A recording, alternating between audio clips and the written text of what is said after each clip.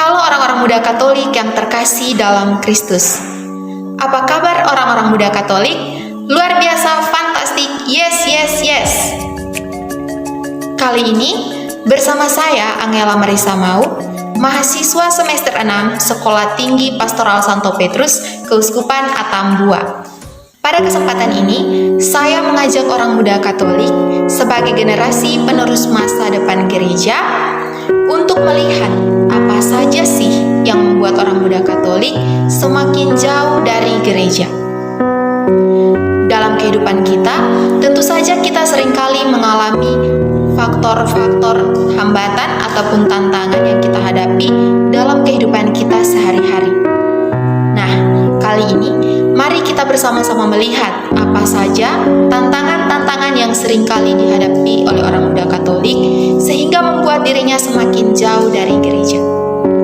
Yang pertama, orang muda Katolik masih dalam masa pencarian jati diri, yaitu kehidupannya itu masih labil dan terprovokasi dari luar.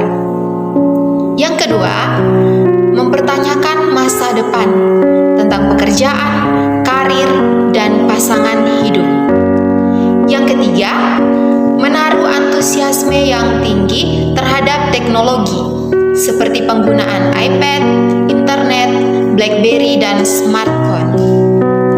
Yang keempat, menaruh perhatian pada ekspose kekerasan film seperti menonton film-film sadis dan horor.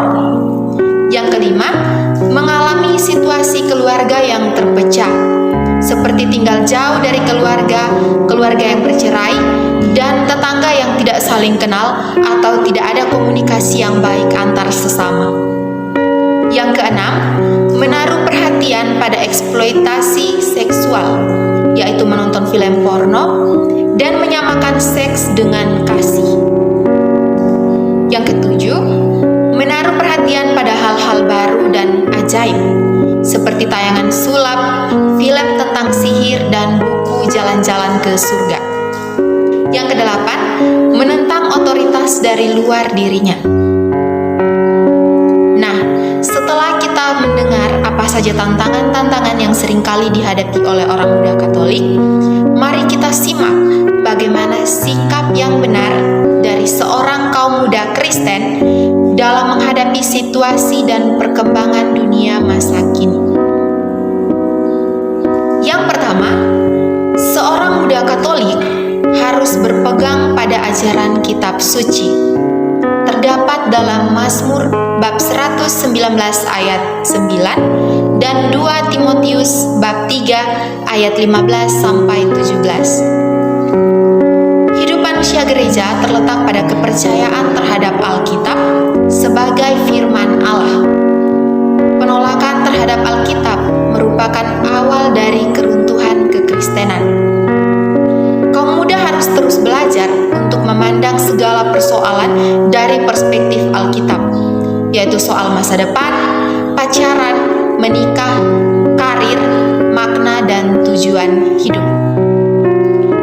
Kehidupan yang berdasar pada Alkitab dan berorientasi pada kemuliaan Allah merupakan modal dasar yang penting bagi kebahagiaan masa muda dan kekuatan untuk menghadapi tantangan apapun pada usia muda, bahkan hingga masa tua.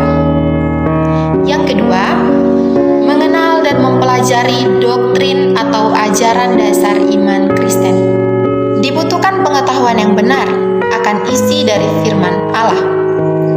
Keteguhan hati untuk berpegang pada firman Allah secara benar dan bertanggung jawab akan menghindari kita dari pengaruh ajaran sesat.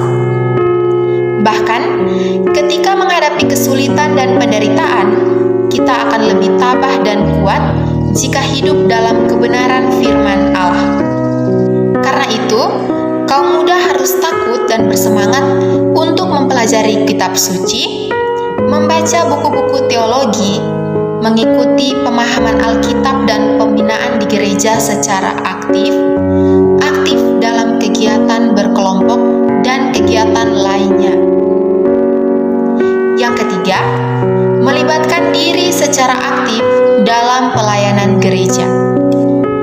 Tidak dapat dipungkiri bahwa masa muda adalah adalah masa yang suka berkumpul. Ikatan emosional dengan teman atau sahabat jauh lebih kuat daripada dengan keluarga. Namun, perlu diperhatikan bahwa pergaulan yang buruk akan merusak kebiasaan yang baik. Menghadapi situasi ini, pilihan terbaik adalah gereja sendiri. Melalui kebaktian kebangunan rohani dan kegiatan gereja lainnya, kaum muda dapat menyalurkan kreativitas dan bakatnya untuk mengembangkan potensi diri maupun sesamanya. Oleh sebab itu, gereja harus menaruh perhatian serius supaya kegiatan-kegiatan gereja berdampak secara efektif untuk pengembangan sumber daya kaum muda, serta terus mendorong mereka untuk semakin mencintai gereja, menjadikan gereja sebagai milik mereka, sehingga setiap generasi kaum muda merasa perlu untuk terlibat secara aktif dalam kegiatan menggereja.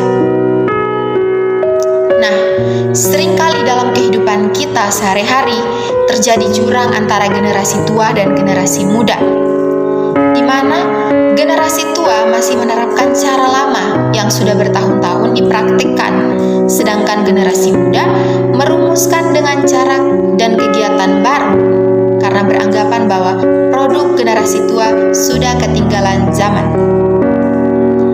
Dampaknya sering terjadi konflik dan kesenjangan. Untuk menghindari hal tersebut, generasi tua sebaiknya melakukan evaluasi terhadap kegiatan gereja yang dianggap tidak efektif dan tidak relevan harus rela diperbaharui. Yang masih relevan tetap dipertahankan.